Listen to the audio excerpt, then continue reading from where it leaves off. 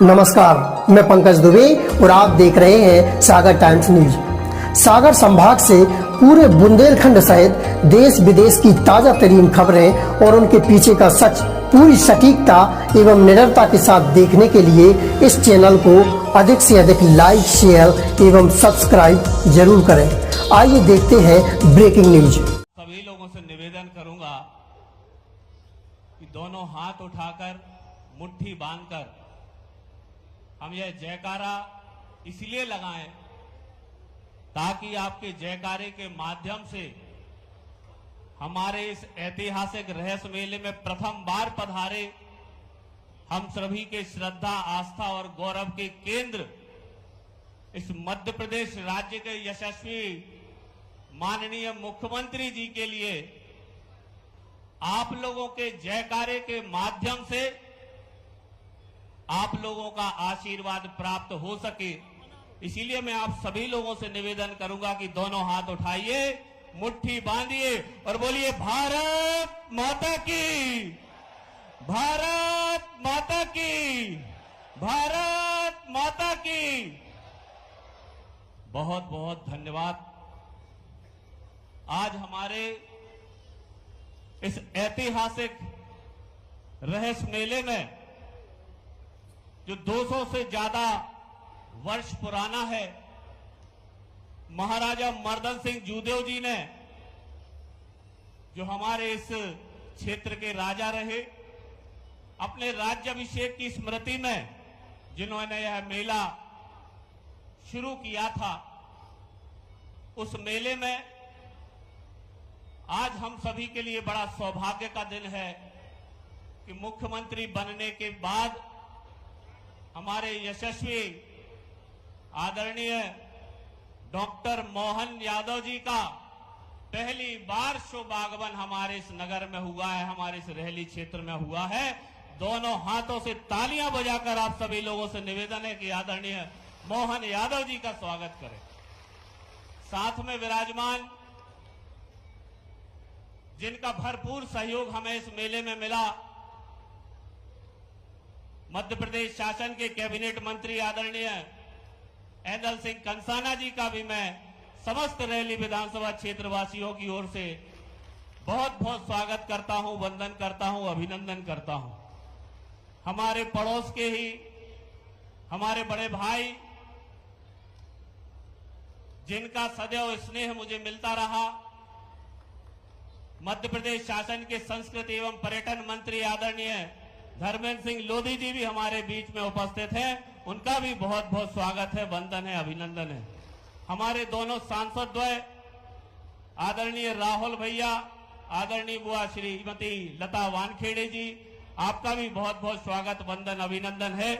हमारे वरिष्ठ नेता आदरणीय भूपेंद्र सिंह जी, आदरणीय ब्रज बिहारी पटेरिया जी, आदरणीय वीरेंद्र सिंह लंबरदार जी, जो विधायक के रूप में हम सभी के मध्य उपस्थित हैं, उनका भी बहुत बहुत स्वागत है, वंदन है, अभिनंदन है।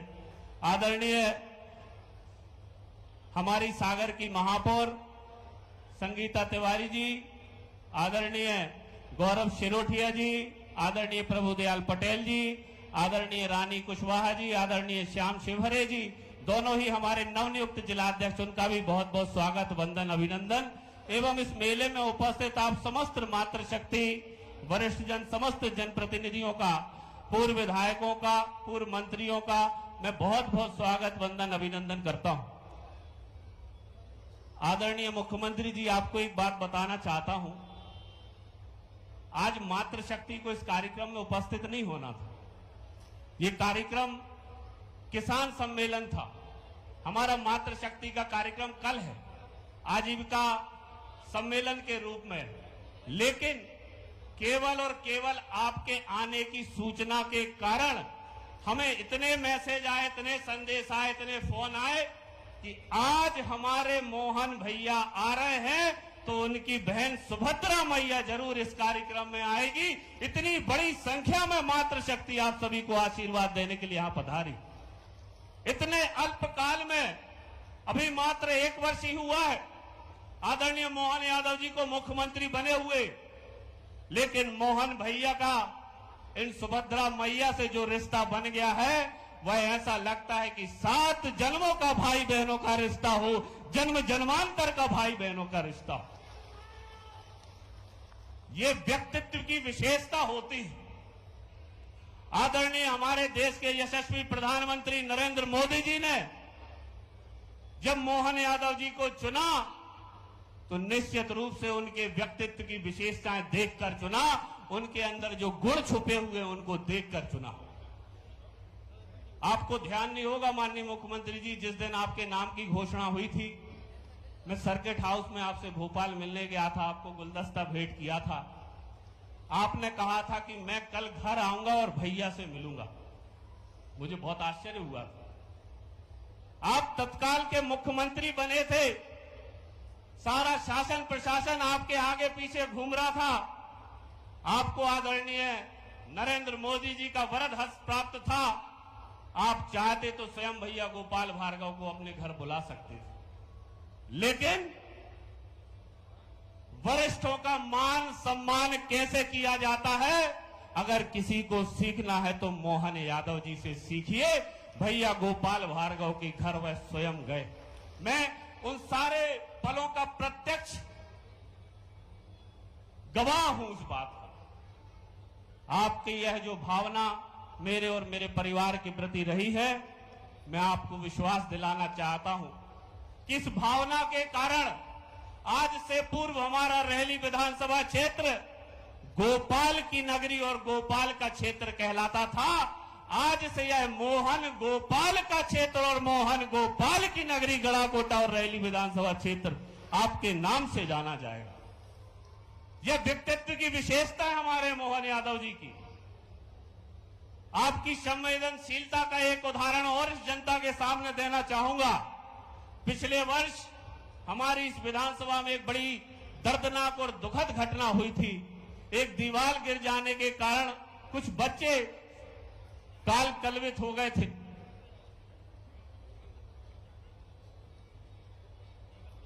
दो घंटे के भीतर सूचना मिलने के माननीय मुख्यमंत्री जी ने सबकी जवाबदारी सिद्ध करते हुए जिले के सारे बड़े अधिकारी यहां से हटा दिए थे। 2 घंटे के भीतर यह संवेदनशीलता होती है। कोई अन्य व्यक्ति होता तो ज्यादा से ज्यादा सब इंजीनियर को सस्पेंड कर देता, ज्यादा से ज्यादा नगर पालिका के सीएमओ को हटा देता, लेकिन माननीय मुख्यमंत्री जी ने यह सिद्ध कर दिया कि गरीब की जान और राजा की जान एक बराबर है, अनमोल है।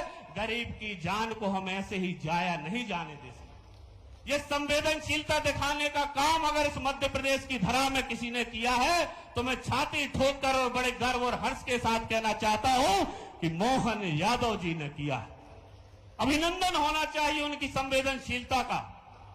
अभी कुंभ जब लोग जा रहे थे, सैकड़ों किलोमीटर का जाम लगा था। माननीय मुख्यमंत्री जी ने तत्काल रीवा के कमिश्नर को फोन लगाकर कहा था कि मध्य प्रदेश की धरा से जितने भी कुंभ यात्री निकल रहे हैं उन्हें किसी प्रकार की परेशानी का सामना न करना पड़े, उनके लिए खाने की और भोजन की व्यवस्था आदरणीय मुख्यमंत्री जी ने करवाई। यह देखिए कितना पुण्यमयी कार्य है।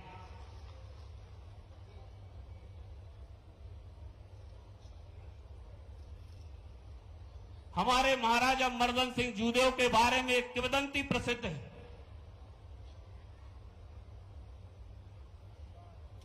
एक बार एक गरीब और भूखा व्यक्ति महाराज के किले के पास से निकल रहा था। किले की दीवार के पास में उसने एक बेरी का पेड़ देखा और सोचा कि इस बेरी के पेड़ पर पत्थर मारकर कुछ बेर तोड़ लेता हूं ताकि मैं 3 दिन से भूखा हूं तो मेरी भूख मिट सके। यही सोचकर उसने एक पत्थर उछाला बेरी के पेड़ को, पेड़ तोड़ने की इच्छा से, लेकिन उसका दुर्भाग्य कहिए कि वह थोड़ी ताकत के साथ पत्थर उछला और दीवार के उस पार जो बेरी का पेड़ लगा हुआ था वह उद्यान था महाराजा मर्दन सिंह जूदेव का। और महाराजा मर्दन सिंह जूदेव उस समय उस उद्यान में अपने दरबारियों के साथ बैठे हुए थे।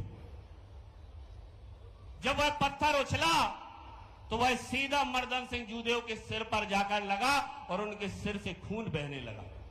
उनके दरबारियों ने तत्काल देखा कि महाराज के ऊपर आक्रमण हुआ, हमला हुआ, उनके सिर से खून बह रहा है, तो तत्काल आदेश हुआ कि जाओ उसको जाकर पकड़ो जिसने यह पत्थर उछाला। सैनिक जाते हैं, उस गरीब भूखे को पकड़कर लाते हैं। दरबारी कहते हैं क्या इसका सिर काट दो, इसको जाकर जेल में डाल दो। महाराज कहते हैं कि जरा रुको, पहले इसकी बात सुनने दो, किस कारण से इसने पत्थर मारा है। जब महाराज से पूछा गया महाराज ने, तो वह गरीब भूखा व्यक्ति कहता है कि महाराज मैं 3 दिन से भूखा हूं, मैंने तो बेरी के बेर तोड़ने की इच्छा से पत्थर मारा था, मुझे नहीं पता था कि आप उस तरफ बैठे हुए हो, यह पत्थर आपको लग जाए। दरबारियों ने कुछ नहीं सुना, सुनने के बाद भी कहा कि इसका सिर काट दो। महाराजा मर्दन सिंह जूदेव ने कहा जरा रुको। उस गरीब व्यक्ति से महाराजा मर्दन सिंह जूदेव ने पूछा कि अगर यह पत्थर बेरी के पेड़ को लगता तो क्या होता। उस गरीब व्यक्ति ने कहा कि यह पत्थर अगर बेरी के पेड़ को लगता तो मुझे बेर खाने को मिल जाते, मेरा पेट भर जाता। महाराजा मर्दन सिंह जूदेव ने अपने दरबारियों से कहा क्या तुमने मुझे बेरी के पेड़ से भी गया गुजरा समझ लिया है क्या। जो पत्थर बेरी के पेड़ को लगता उसका पेट भरता और महाराज को पत्थर लगने पर इसका सिर काटने का दंड दे, ये नहीं होगा।